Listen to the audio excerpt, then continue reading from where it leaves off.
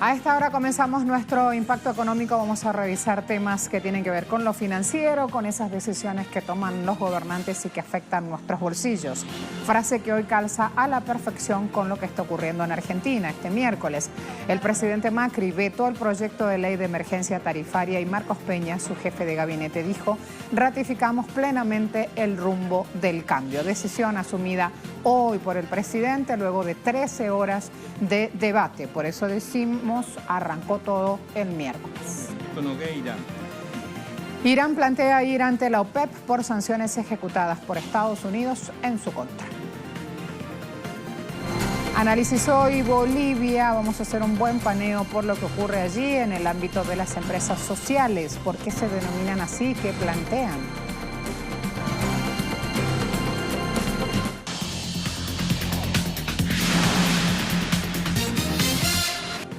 Si bien este miércoles en Argentina la oposición logró aprobar la ley de emergencia tarifaria que preveía retrotraer los aumentos de luz, gas, agua a precios de noviembre del año pasado, a esta hora ya se conoce el veto del presidente Mauricio Macri a este proyecto de ley.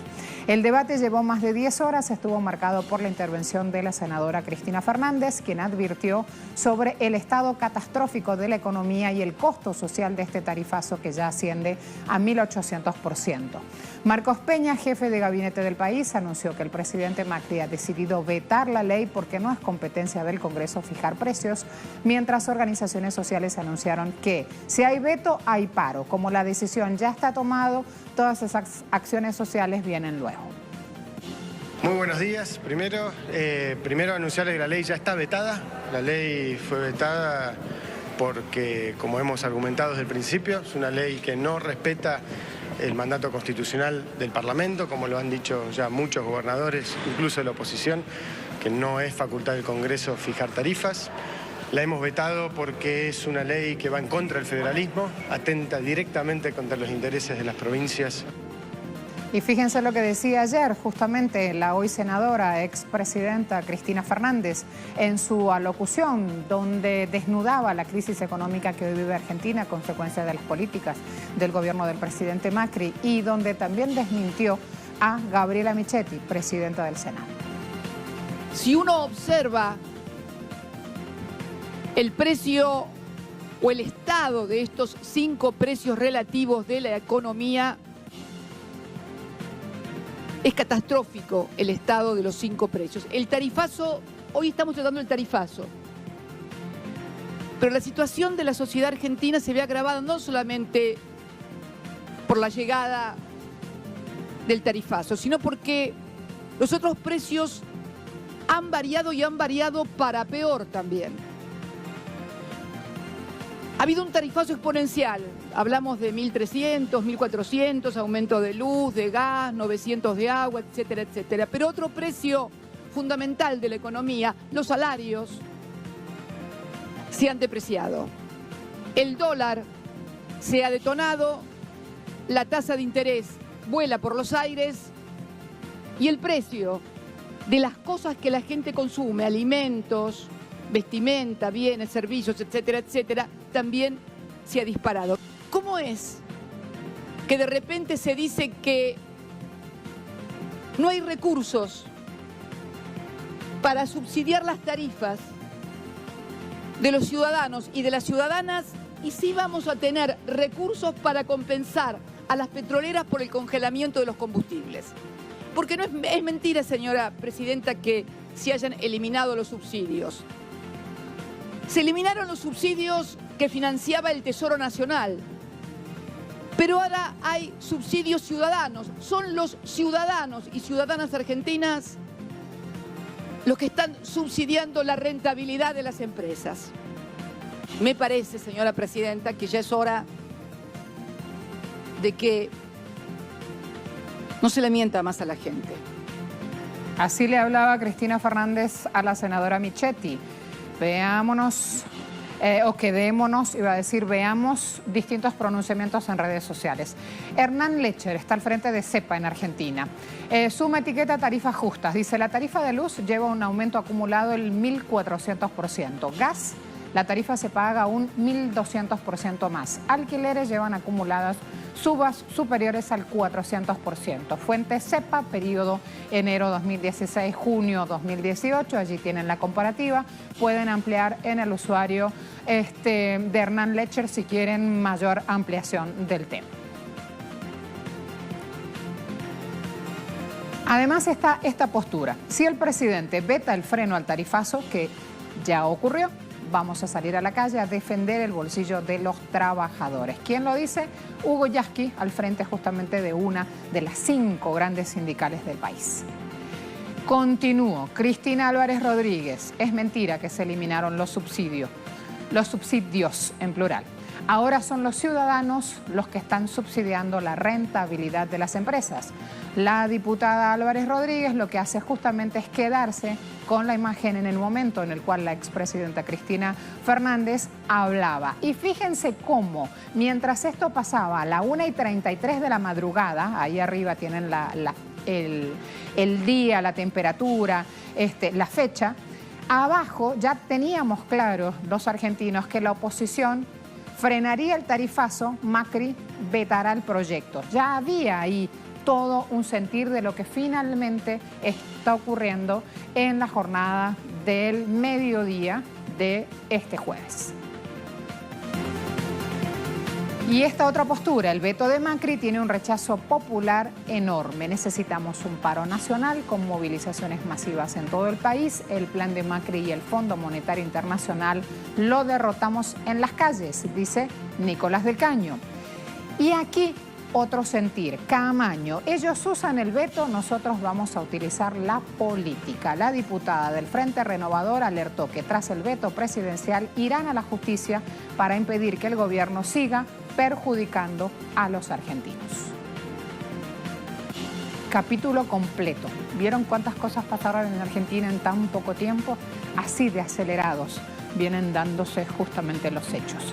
Y en Brasil también hay una compulsa social similar. La huelga que hacían los trabajadores petroleros en esa nación ya fue suspendida. Habló la Federación Única de Petroleros, FUP, por la sigla, que agrupa a los trabajadores del sector en Brasil. Suspendió hoy la huelga que había comenzado en la víspera después de que la justicia la declarara ilegal por su carácter, esto está cifrado por la justicia, político-ideológico. La propia FUP informó sobre la suspensión de la huelga que sería cumplida en principio durante 72 horas. Emitió un comunicado a esta organización donde reiteró su solidaridad con la protesta legítima de los gremios de camioneros que se muestran en contra de los altos precios de los combustibles y del programa económico neoliberal de Temer. Vale sumar en este caso también aquí, vamos a dejar redes, vamos a ir a conocer testimonios de lo que dicen los ciudadanos en Brasil sobre esta medida, la que estuvo vigente hasta este momento por los petroleros y la que sigue en marcha por los camioneros. Nuestra razón principal para esta huelga es esta política de precios que Pedro Parente ha puesto en marcha, que favorece a los inversores extranjeros más que a las personas mismas. Estamos en contra de la venta de refinerías y de una Petrobras 100% pública que cumplirá con su función social. Produciremos, refinaremos y corregiremos el precio de los combustibles y el gas para cocinar a un precio que las personas puedan pagar. Al igual que el resto de la sociedad, apoyamos al sector petrolero y a los camioneros porque sabemos que el sufrimiento de toda población es muy grande y que el aumento de los precios se debe al constante aumento del diésel y de los combustibles en general. Este gobierno está podrido, apoya esta política, fuera con Parente, el presidente de Petrobras, un incompetente, y también con el otro incompetente, que es el presidente de nuestro país, fuera con Temer y fuera con Parente. Y para respaldar esas palabras de los ciudadanos en Brasil que exclaman fuera Temer, fuera Parente, vamos a ver parte del análisis de un experto brasileño citado por una agencia internacional donde afirman que las huelgas en Brasil muestran que el gobierno de Temer ha terminado, pero deja abiertas las puertas, si nos sumamos a la alerta, a una eventual dictadura militar que empeoraría mucho más la crisis. Si hay algo que la huelga de los camioneros nos mostró, es que el gobierno de Temer ha terminado y que esta administración ahora solo puede cumplir el resto de su mandato. Y tal vez sea ideal que una vez que se lleve a cabo el proceso electoral, este gobierno lleve la transición hacia adelante. ¿Por qué tenían este tipo de apoyo? Porque la gente común también sintió el impacto del aumento de los precios del combustible en su presupuesto. No sé cómo se desarrollarán los próximos días, porque el gobierno negoció solo un artículo, que es el diésel, y hoy el precio del petróleo aumentó. De alguna manera tiene mucho que ver con la idea de la moralización, con la idea de una respuesta, por un lado, a la corrupción y por otro, a la violencia. Como si el modo autoritario lo resolvería todo de una manera, sin desencadenar ningún daño que sabemos que cualquier aventura de esta naturaleza podría provocar. Vamos a sumar otro punto en nuestra región americana, en este recorrido informativo que hacemos basándonos en los temas económicos. Si nos vamos a Costa Rica, del cual hablábamos ayer, el nuevo gobierno del presidente Carlos Alvarado dio luz verde a un paquete de medidas de ajuste para intentar bajar el gasto público. Digo intentar porque está empezando recién con este planteo.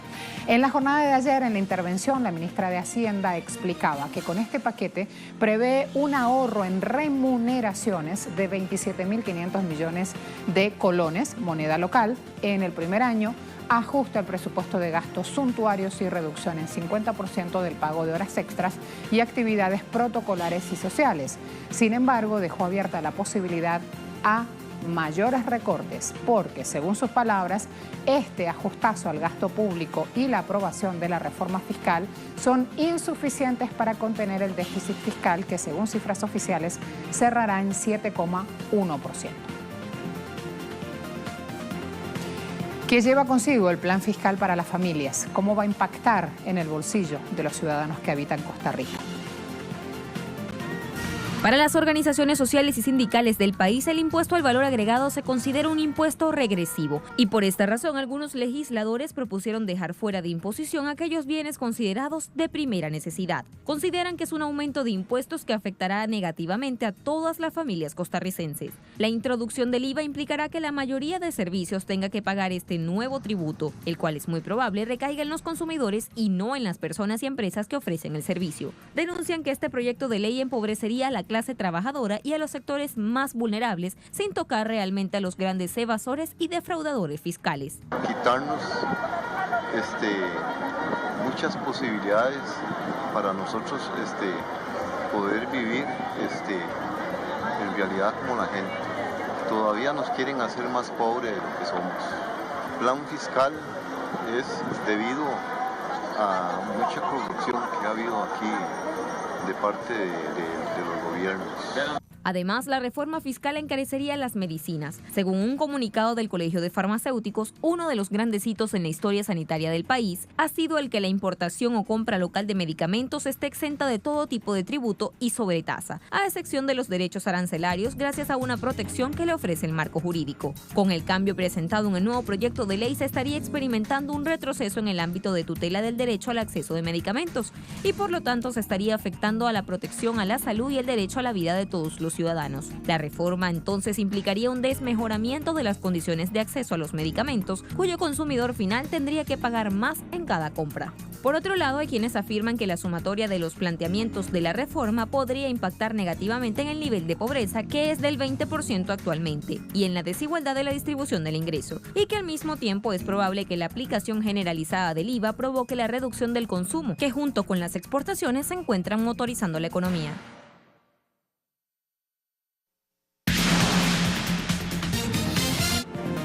Irán pide apoyo a OPEP ante las sanciones de Estados Unidos. El ministro de Petróleo del país, Nambar Sanganeh, pidió el apoyo de la organización con base a lo establecido en el artículo 2 de ese organismo que enfatiza la salvaguarda de los intereses de los países miembros individual y colectivamente luego del retiro de Washington de este acuerdo nuclear y los pedidos de la administración Trump a la Unión Europea de suspender las actividades con Irán.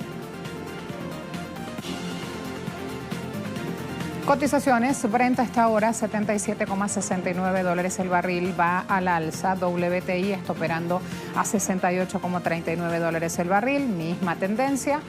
OPEP $72,91 el barril, pierde 46 centavos. A la vuelta de la pausa nos preparamos a ver otro tema. Aquí tiene que ver con España, con la moción de censura contra el señor que ven en imágenes.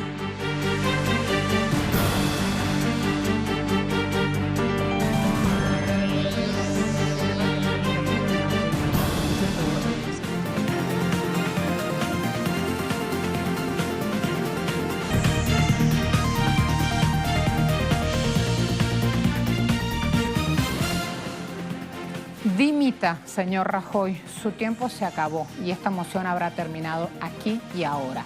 Pedido, exigencia que le hacía Pedro Sánchez del PSOE a Mariano Rajoy, jefe del gobierno español, que hoy enfrenta una moción de censura en su contra en el Congreso español.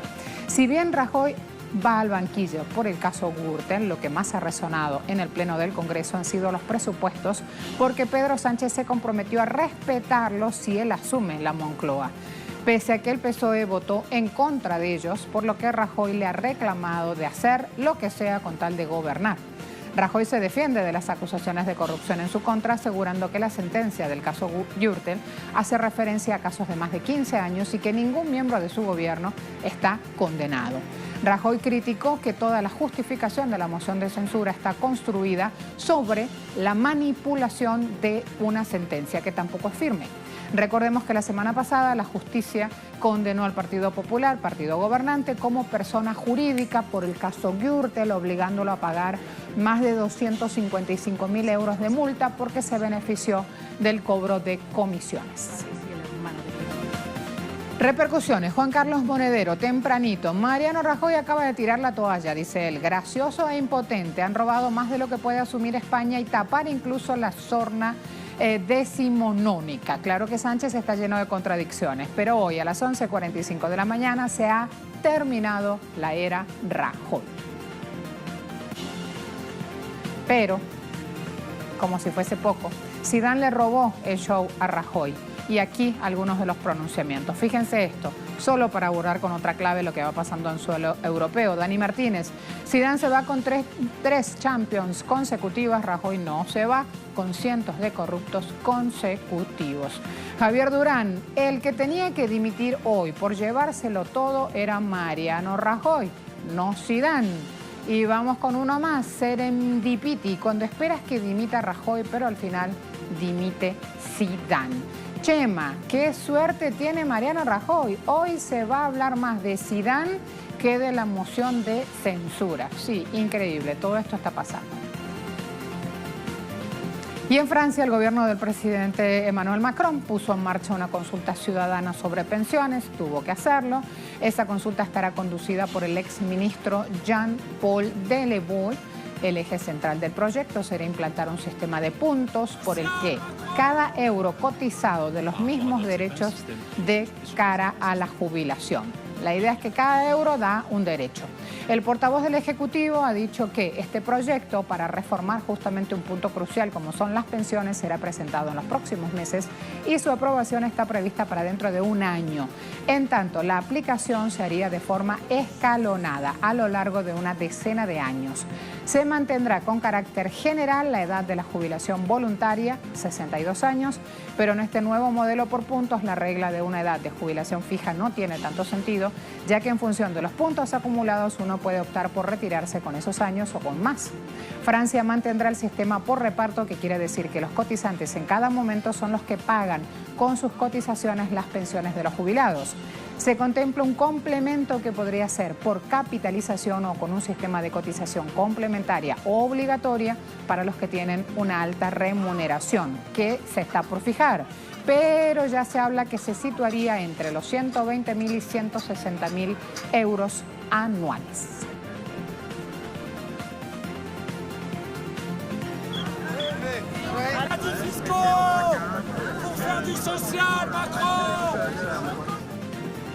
Donald Trump no solo busca desatar una guerra comercial con China, también ahora está apuntando al otro lado del Atlántico y de acuerdo a un informe de The Wall Street Journal, todo está listo para aplicar aranceles del 25 y 10% al acero y aluminio, también de su estricto aliado, la Unión Europea.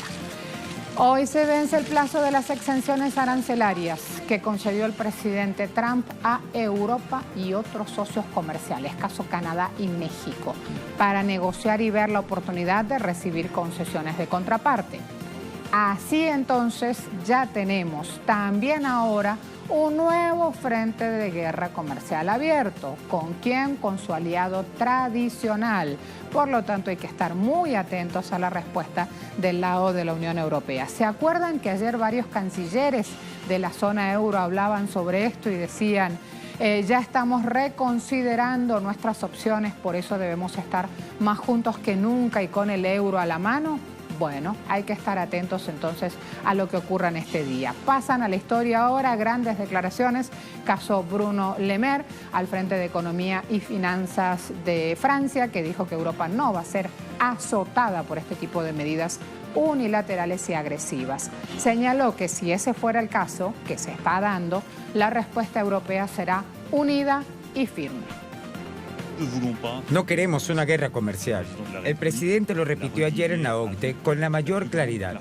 Pero nuestros amigos estadounidenses deben comprender que si toman decisiones agresivas con respecto a Europa, Europa no permanecerá pasiva y nos determinaremos con nuestros socios alemanes, con la comisionada de Comercio Cecilia Malmström, para tomar todas las medidas necesarias para responder a las decisiones estadounidenses sobre los impuestos al acero y al aluminio.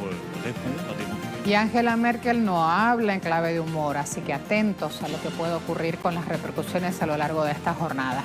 Pausa rápida, a la vuelta. Bolivia tiene una manera innovadora de llevar adelante empresas con producción social.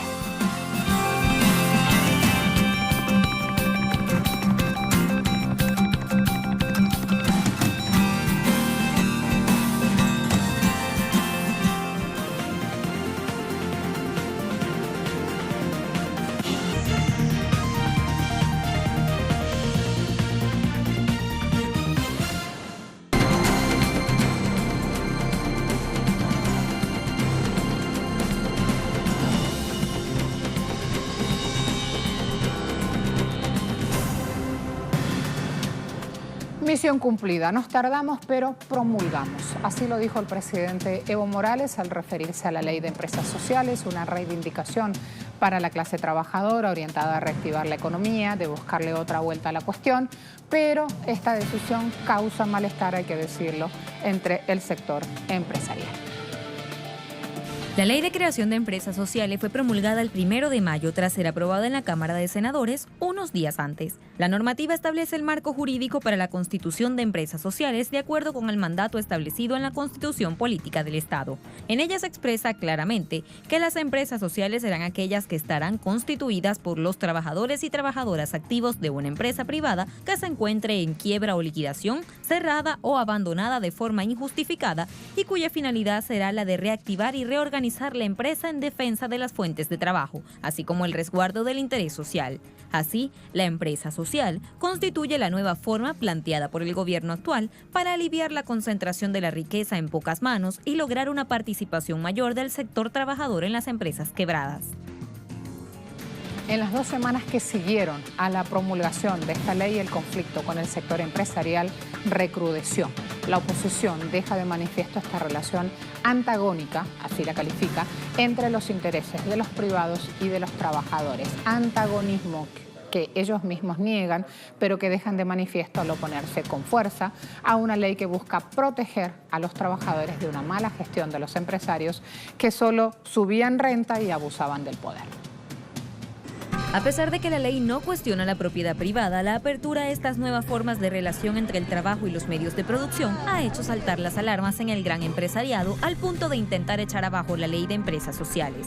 Empresarios políticos, la Asociación Nacional de la Prensa Boliviana, la Confederación de Empresarios Privados de Bolivia son solo algunos de los sectores que se están oponiendo. Y en los últimos días se han unido las organizaciones de transporte pesado de Bolivia. Amenazan con el establecimiento de acciones contra dicha ley. Todos los que se oponen a ella han tratado de instalar en la población la idea de que cualquier negocio, farmacia, restaurante, tienda, etc., será susceptible de ser afectado por la ley, de que sería un gran golpe a la propiedad privada y que el Estado ejercería un rol expropiador indiscriminado. Sin embargo, lo cierto es que esta ley en ningún momento supone incrementar la capacidad o voluntad confiscatoria del Estado, sino que permitirá el mantenimiento de los puestos de trabajo, así como la supervivencia de una empresa que estaba en proceso de disolución o quiebra. El presidente Evo Morales, a través de su cuenta Twitter, lo ratificó al decir: promulgamos el decreto de las empresas sociales, que no es para quitar sus bienes a los privados. Los trabajadores se organizarán solo cuando haya déficit de la empresa o abandono por parte del dueño. Esta norma es importante para nuestros obreros, sobre todo para los fabriles. Por su parte, desde la Federación Sindical de Trabajadores Mineros de Bolivia se defiende la ley de empresas sociales, afirmando que garantizará la estabilidad laboral de los obreros ante los constantes cierres de empresas que se declaran en quiebra para no pagar beneficios sociales a sus empleados. A su juicio, algunas empresas abren y cierran en cualquier momento bajo el argumento de que no hay productividad, dejando a sus trabajadores a la deriva, sin el pago de beneficios sociales, y que incluso muchas veces en un par de semanas vuelven a abrir esas mismas empresas y contratan de cero a los mismos trabajadores con bajos sueldos. En tanto que el ministro de Economía y Finanzas Públicas, Mario Guillén, ha aclarado que la legislación no pretende afectar la inversión de los empresarios porque solo se aplicará a aquellas unidades en situación insostenible. Y el vicepresidente boliviano, Álvaro García Linera, ha destacado que existen muchos candados para garantizar el derecho propietario de los empresarios. Tanto es así que quien definirá si la empresa pasa a manos de los trabajadores para ser realizada es un juez. Aseveró que no se le quita la empresa a nadie. Y como lo que busca el gobierno de Bolivia es defender justamente a la clase trabajadora, los pequeños y medianos empresarios no han quedado por fuera de nuevas normas legales. Ese es un buen punto también para ir. El gobierno destaca su importancia, la importancia de las pymes a la hora de generar empleos. Según estadísticas oficiales, en este país funcionan 800.000 micro y pequeñas unidades productivas, como les llaman en Bolivia, que generan 1.600.000 empleos. A favor de ello ha puesto en marcha un reglamento de apoyo que les permitirá acceder a créditos, a compras estatales, a formar parte de asociaciones. Así, abriendo justamente el abanico, vemos que aparecen otras opciones. Hasta aquí el análisis. Gracias a todos.